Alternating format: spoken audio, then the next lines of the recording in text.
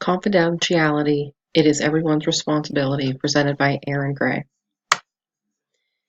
HIPAA, enacted into law in 1996 to help improve the portability and continuity of health insurance coverage and to stop fraud, waste, and abuse of the system. It helps set privacy laws on patient information. It applies to all individuals that have access to patient information and the transmission of that information. HIPAA training will be done upon hire. Staff will be required to complete a virtual course.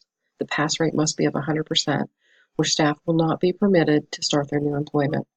There will be a zero-tolerance policy agreement to be signed by the employer and all employees. Training will be done yearly on the employee's birthday, anniversary month, with the same expectations applies to reach a score of 100% pass rate. Monthly staff meetings with each department that will update them on any new HIPAA updates will be conducted. Staff members will not only be allowed access to the patients that they are assigned to, charge nurses and supervisors will assign the staff to that patient for the shift, and they must have certain access to get into that record. Fingerprint IDs will be implemented at each computer, iPad, or virtual learning and workstation within the organization for all employees.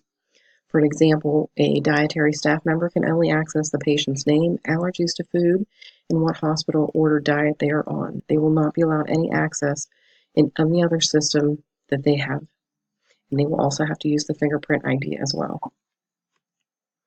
Technical safeguards, we will have access controls with special unique IDs that will track each user, automatic log-offs on workstations that are idle for certain periods of time, special encryption of electronic personal health information, and transmission security of all that information.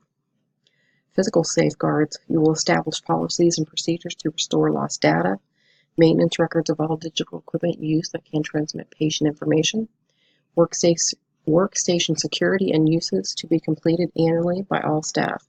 Security and awareness training will also be conducted on an annual basis.